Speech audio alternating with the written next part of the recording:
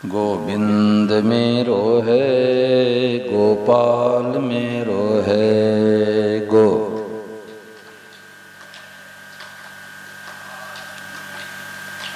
श्री बांके बिहारी नंद लाल मेरो है श्री।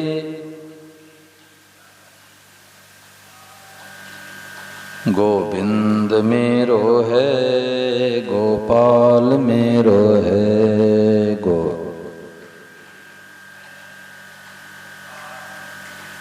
बोलो कृष्ण कन्हैया लाल की, सीताराम जी महाराज की, श्री हनुमान जी महाराज की, सभी देवी देवताओं की, सभी संत महात्माओं की, गंगा गीता गौ माता की आज के आनंद की।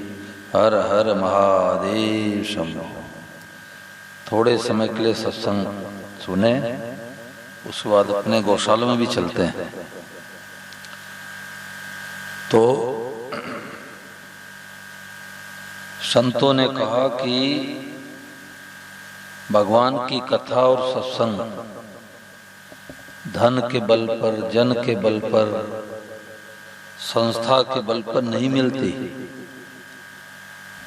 भगवान की कथा सत्संग मिलती है भगवान की कृपा से। 3 कारणों से महाराज जी बताते कि जब द्रवय दीन दयालु राघव तब साधु संगत पाइए। भगवान कृपा करते हैं तो ऐसा मौका मिलता है। और दूसरा कारण है कि पुण्य पुंज बिन मिले न संता। करोड़ों जन्मों का पुण्य उदय होता है तो ऐसा मौका मिलता है। और तीसरा कारण है कि जय पर जय के सत्य स्नेह सोते मिले न कस संदेह। किसी भाई बहन के अंदर ऐसा भाव आया तो भगवान ने कृपा करके ऐसा मौका दे दिए। बिनु सत्संग विवेक न होई, राम कृपा बिन सुलभ न सोई। तो ये राम जी की कृपा से हम लोगों को ऐसा मौका मिला है। सत्संग से हमारी उलझनें मिटती है। सत्संग सारे समस्याओं का समाधान है। सत्संग से जीने की कला आती है। सत्संग से हमें पता लगता है कि माता पिता दादा दादी का आदर करो, सम्मान करो। सारे बातों का ज्ञान सत्संग से मिलता है। और नहीं तो मनुष्य उलझा रहता है। सत्संग कोई जहर नहीं है कि सत्संग कर लेगा तो लाल कपड़े पहन लेगा, बाबा जी बन जाएगा, हरिद्वार इसी के चला जाएगा। श्री जयदयाल जी गुंदका जी गृहस्थ में महापुरुष हुए, जिनको स्वामी जी महाराज ने आदर्श माना। स्वामी जी राम सुखदास महाराज ने उनको आदर्श माना। संत महात्मा स्वामी महाराज जी की हंसी उड़ाने लग गए।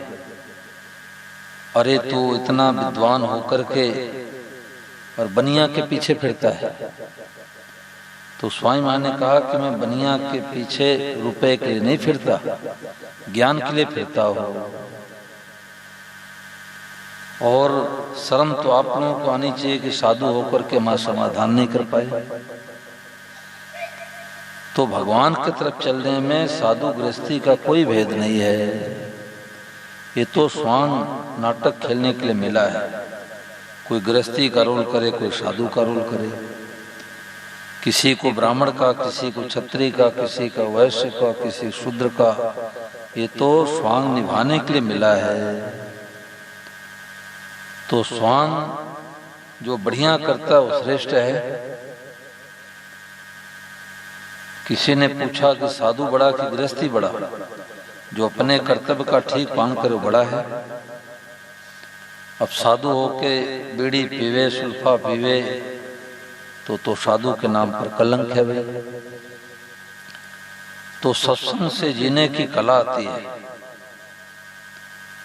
देखो जैसे सर्प और नेवले का आपस में बैर होता है। आवाज तो सबको सुनाई दे रहा है ना? ठीक।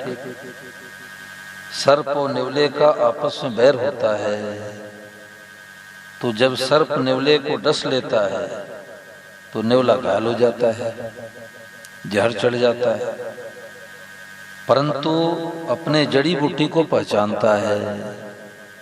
नेवला तुरंत लड़ाई छोड़ के जाता है, जड़ी बूटी सूंघ लेता है, जहर उतर जाता है, फिर जाकर के लड़ता है, फिर सर्प जो है नेवले को डस लेता है। ऐसे नेवला कई बार डसा जाता है, परंतु जड़ी बूटी सूंघने के बल पर जहर उतार करके और सर्प को मार डालता है। तो संतों ने कहा कि इसी प्रकार से जो संसार है ये सर्प के समान है। कई भाई भाई में प्रेम होता है, कई खटपट हो जाती है। देवरानी जेठानी में प्रेम होता है, कभी खटपट हो जाती है। कई व्यापार में नफा होता है, कभी नुकसान होता है। कभी घर में कोई जन्मता है, कोई चले जाते हैं। तो संसार रूपी सर्प डस लेता है किसको? जो अब नेवले के समान मनुष्य हैं। तो संतों ने कहा कि जैसे नेवला अपने जड़ी बूटी को पहचानता है, ऐसे मनुष्य यदि अपने जड़ी बूटी को पहचान ले तो संसार रूपी सर्प विजय प्राप्त कर लेगा। तो नेवले की जड़ी बूटी औषधि वनस्पति और मनुष्यों की जड़ी बूटी है लीलाधर जी, क्या है? सत्संग। जितने आत्महत्या करते हैं, सुसाइड करते हैं, न सत्संग करने वाले ही करते हैं। सत्संग करने वाले के जीवन में दुखों का भले पहाड़ आ जाए तो भी उसके मन में नहीं आएगी कि मैं आत्महत्या करूं। और अगर सत्संग नहीं मिला, थोड़ी सी पति पत्नी में खटपट हो जाए, माता पिता डांट लगा दिए तो आत्महत्या कर लेते हैं। और आत्महत्या करने वाले को एक व्यक्ति को मारने कितना पाप लगता है। एक व्यक्ति को मार दो चाहे आत्महत्या कर लो, बराबर पाप लगेगा।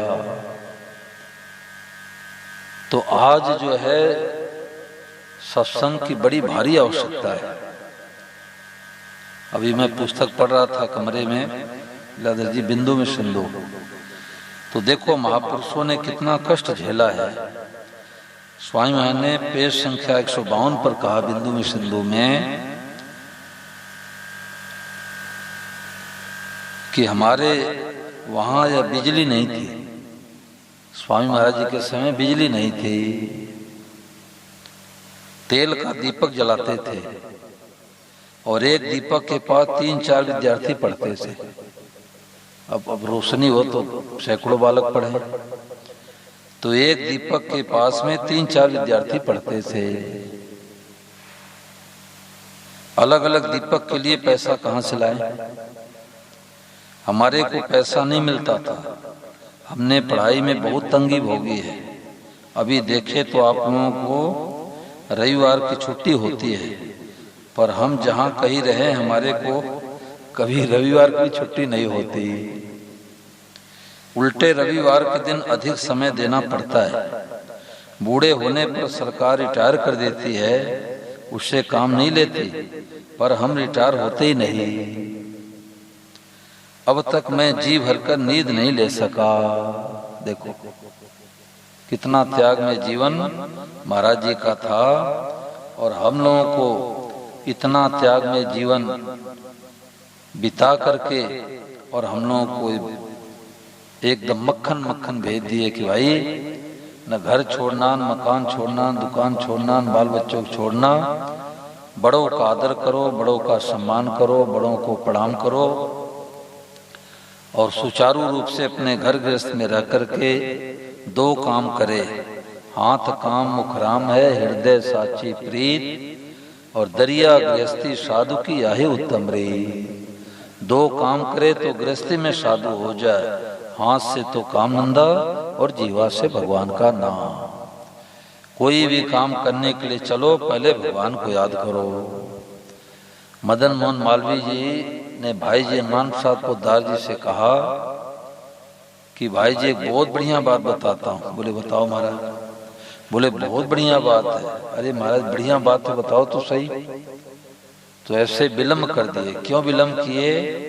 कि सुगमता से बात मिल जाती है तो मनुष्य उसको महत्व नहीं देता, और कठिनता से मिलती है तो उसको महत्व देता है। तो मदन मोहन मालवीय जी ने कहा कि हमारी माँ ने कहा था कि बेटा जब भी घर से बाहर निकलो तो 4 बार नारायण नारायण नारायण नारायण करके निकलो। तो जब जब मैं नारायण नारायण कह कर के निकलता था तो हमारे काम सब बढ़िया हो जाते थे, और जिस दिन मैं भूल जाता था तो हमारे काम अच्छे नहीं होते थे। तो महाराज जी कहते कोई भी काम करो पहले भगवान को याद करो। कुंती माता ने कन्हैया से कहा, अरे कन्हैया तुम्हारे को दया नहीं आती? ये तुम्हारे भाई हैं पांडव और दर दर दर दर जंगलों में भटक रहे हैं, तुम्हारे को दया नहीं आती? तो कन्हैया ने कहा कि बुआ मैं क्या करूं?